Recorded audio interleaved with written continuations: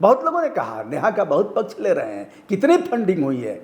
मक्खनचुआ, हमें खरीदने की औकात न तुम्हारे बाबा में है न सपा के मुखिया में। मक्खनचुआ आया, कहा कितना मिला है बेटा, तुमको तो बस उससे जरूरत है कि गुटखा मिल जाए। देख मक्खनचुआ, मैंने याचिका किया है, तुम बजाओगे उनके कहने से और इस डफली पर नाचेगा मक्खनचुआ। हमारी याचिका पर नेहा सिंह राठौर की जांच कर रहा है गृह मंत्रालय भारत सरकार।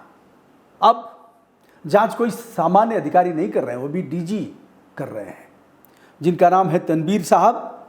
ये अतिरिक्त डीजी हैं और अब इस मामले में क्या नेहा सिंह राठौर को कट्टरपंथी इस्लामिक राष्ट्रों से विदेशी फंडिंग हो रही है, इसकी जांच करके बताएंगे। दोस्तों, जब कोई कुछ नहीं बोला तो हमने एक याचिका किया प्रेसिडेंट ऑफ इंडिया को। याचिका आपके अवलोकनार्थ में दे रहा हूँ मूल रूप से, जिसे देख लीजिए।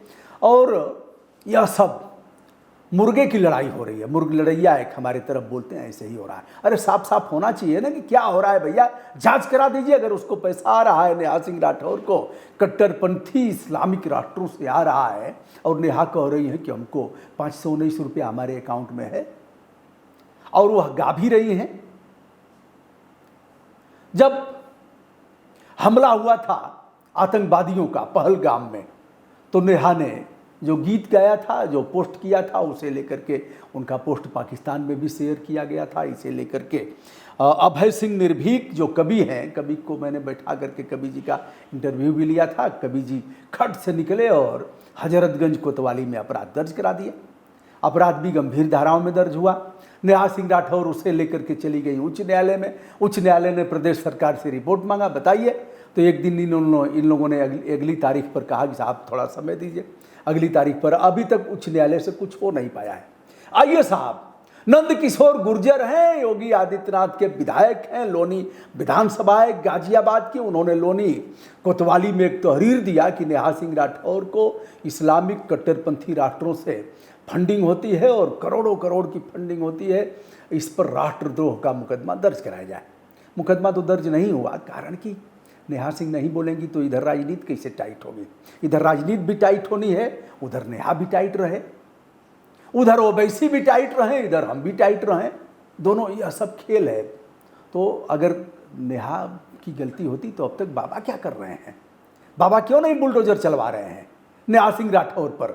अगर इस्लामिक कट्टरपंथी देशों से नेहा को फंडिंग हो रही है तो बाबा के आज सेवानिवृत्त हो जाएंगे, पता नहीं कार्यकाल बढ़ेगा, मुझे नहीं पता है, प्रशांत जी का पता नहीं क्या होगा। इनका एसटीएफ क्या कर रहा है, जांच क्या कर रहा है, कैसे जांच हो रही है? ये सामान्य घटना नहीं है। आहिरे दादा चौकीदरवा कायरबा, आहिरे दादा कैसे कुछ इसी तरह से है। चौकीदरवा कायरबा इतना तक तो ठीक था।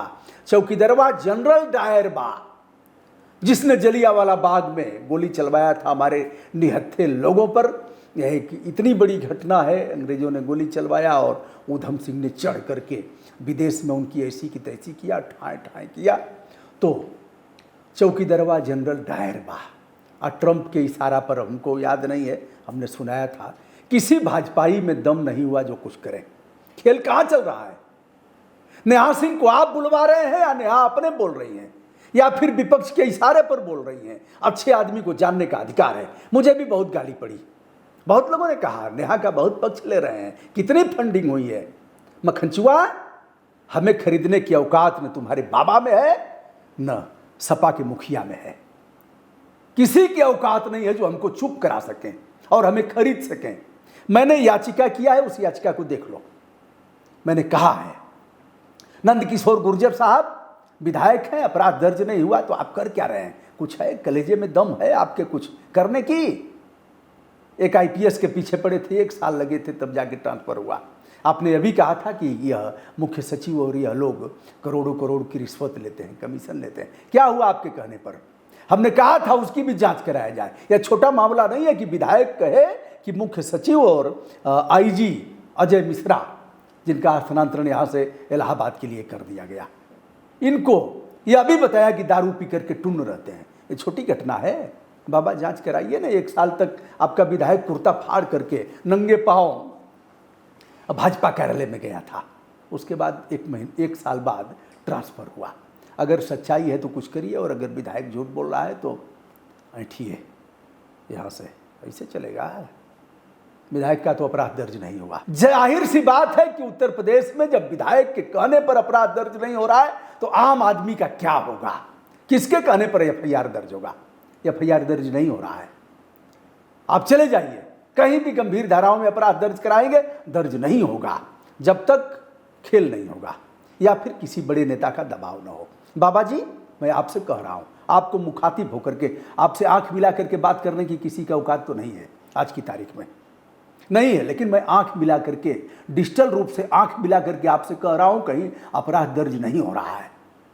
ठीक है, चलिए, हमारी बात अगर विश्वास न हो तो एक एक जिले से 10-10 एफआईआर का मंगवा लीजिए कुछ थानों से, और फोन करके पूछ लीजिए उस दर्ज अपराध में। मैं डीजीपी को कह रहा हूं और जो एसटीएफ प्रमुख हैं उनको भी कह रहा हूं, अमिताभ यश को भी कह रहा हूं कि मंगवा लीजिए और फोन करके पूछ लीजिए कि एफआईआर कैसे दर्ज हुआ। नंबर 1। नंबर 2, पहले वाला 156(3) जो था अब बदल गया है। अगर दर्ज नहीं हुआ तभी तो आदमी कोर्ट में गया, रजिस्ट्री करेगा, उसी रजिस्ट्री की कापी लेकर के जाएगा। यह शर्म की बात नहीं है क्या? सुप्रीम कोर्ट के महत्वपूर्ण विनिश्चय का खुलेआम उल्लंघन हो रहा है और कुछ हो नहीं। इसलिए मैंने नेहा सिंह राठौर पर, प्रेसिडेंट ऑफ इंडिया को, जो संविधान की संरक्षक भी हैं, आदरणीय द्रौपदी मुर्मू जी को यह याचिका समर्पित किया विनम्रता के साथ, और यह कहा कि इस मामले में जांच करा करके दूध का दूध, पानी का पानी किया जाना चाहिए। मक्खनचूआ आया, कहा कितना मिला है? बेटा, तुमको तो बस उससे जरूरत है कि गुटखा मिल जाए। आज गुटखा दिवस है। कौन सा दिवस है? धूम्रपान निषेध दिवस है। हो सकता हमारा वीडियो कल जाए तो गुटखा। आज प्रधानमंत्री जी भी वो किए हैं कि लोगों से अपील किए हैं कि मत खाओ। प्रदेश के मुख्यमंत्री जी भी अपील किए हैं कि बड़ा हानिकारक है, कैंसर होता है। कहें गुटखा बिक रहा है? आदेश तो है स्कूल के बगल में नहीं बिकेगा, ऐसे सार्वजनिक स्थल पर कई उसमें दिए गए हैं नियम। कहें बिक रहा है? कौन बिकवा रहा है? कौन टैक्स ले रहा है? गुटखा कंपनियों को के लिए लाइसेंस कौन दे रहा है?